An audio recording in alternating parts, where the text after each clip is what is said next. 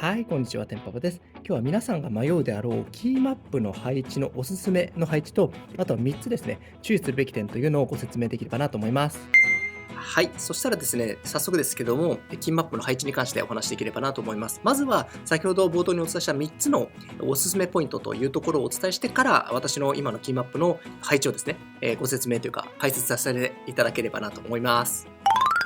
はい。そしたらまず、ポイント1個目は、レイヤーのボタンの位置というところをどこに置くかというところがポイントかなと思ってます。デフォルトのキーマップの、配置というのがここに出ている形になってますけれども、大体ですね、この40%キーボードとか50%もそうなんですけども、レイヤーを敷こうと思うと、大体このスペースバーの横にとレイヤーを置くことが多いのが一般的です。で、私もここ最初使ってたんですけれども、今はなんだかんだ言ってどうなってるかというと、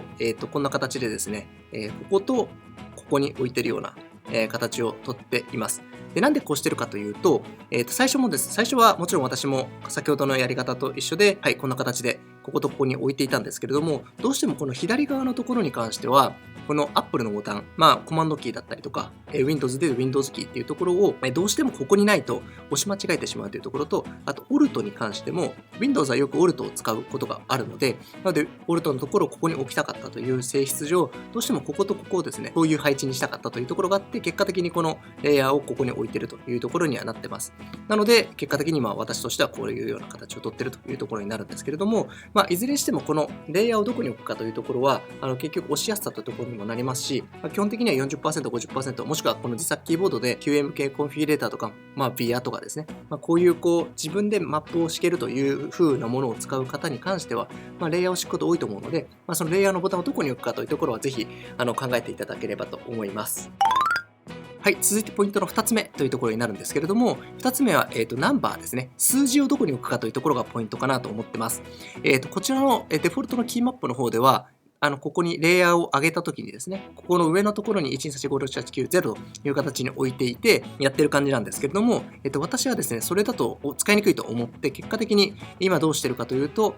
こんな形でナンバーパッドみたいな形でですね、12345こんな形の9個の形と、あと0をここに置くという形によって、数字を入力するような形をとってます。で、逆に今度ファンクションも、この右側に置いてこういう風にしているというところになるんですけども、この辺も慣れだし、好みではあるんですけれども、一番目のところに、123456790っていうのを押すのが一般的なキーマップの配置なんですけれども、そこがやりやすい人とやりにくい人あると思うので、一つのアイデアとして、私のようにこういう形でナンバーパッドのような形の置き方をするというのも一つかなと思いますので、ぜひここもやっていただくと、数字結構使うと思いますので、押し間違いがなかったりとかっていうところがあるところで選んでいただければなと思います。あとは、ここのやり方をすることによって、押しやすいというのがあってですね、どうしてもこっちのやり方を取ると、こっち側が右手、こっち側が左手みたいな形で、ちょっと手の動きが、結構大きくなっちゃうんですけれども、こっちだけにすれば、右手でここの、このレイヤー2に行って、押してる間に左手で1234569を押せばいいので、結構両手でうまく操作できるという利便性もあってですね、これ使ってるんですけれども、なので、そこら辺も含めて、両手でどう動かすかというところを考えながら、このナンバーのところはよく使うので、設置いただければいいんじゃないかなと思います。はい、続いて3点目なんですけれども、ここのですね、デフォルトのところでは基本的にはそういうような設定をされてはいないんですけれども、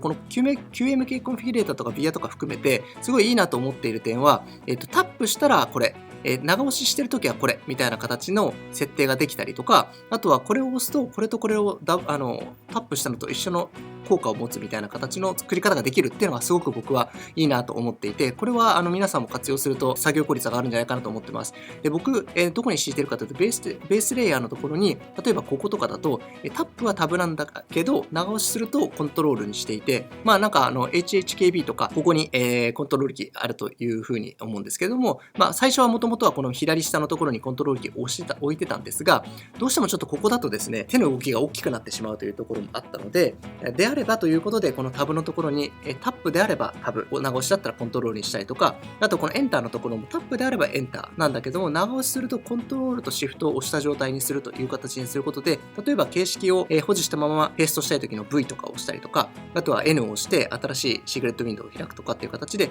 通常であればコントロールとシフトを押してやらなきゃいけないところを一つの手だけで、指だけで行えるというところでかなり重宝しているような形です。あとはですね、この左下のところにキャップロックとシフトを押してるんですけども、これはWindows でいう英語と日本語のかな変換のところを一つのボタンでできるように配置をしています。これをすることによってかなり効率上がってまして、もしこれないとこのキャップロックをどっかに置かなきゃいけないんですけれども、40% とかってなってくると、50% は多分キーマップ的にキー数も多いので全然問題ないんですけど、40% になってくるとこのキャップロックのところを押すのがですね、結構どこに置けばいいんだみたいなところ、左下に置くとこあると思うんですけども、いずれにしてもここにかな変換のところをここに置くような形にとっているので、なのでぜひこの組み合わせですね、タップでこれ、ホールドでこれとか、あとはこれを押したらこれとこれを押したものとするみたいな、そういう使い方っていうのはぜひフル活用していただくとすごくいいんじゃないかなと思ってます。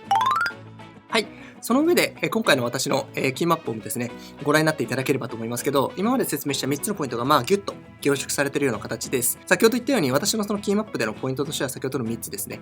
まさに、改めてなっちゃいますけれども、このレイヤーのところの位置がこことここに置いているというところと、あとはナンバーの置き方が、こんな形で、ナンバーパッドのような形の置き方をして、ここちょっと特殊ですけれども、こんな形に置いているという感じになってます。これが、レイヤー1の方になっていくんですけど、1の場合に関してのポイントとしては、この辺にですね、プログラミングとかコーディングすると使うであろう記号たちをここでまとめているっていうのも、一つ工夫しているような形になってます。そうすることによって迷わずタイピングできるというところがあるので、結構この辺ってコーディングやる方っていうのはすごく対応するとは思うんで、この辺はまとめておくと便利なんじゃないかなと思ってそのようにしているというところです。で、最後は先ほど言ったコンボというかコンビネーションということで、タップだったらこれ、ホールドだったらこれとか、あとはこれを押したらこれとこれを押したものとするみたいなことをうまく使うことによって、タイピングの速さだったり、快適さっていうのを追求しているような感じになってます。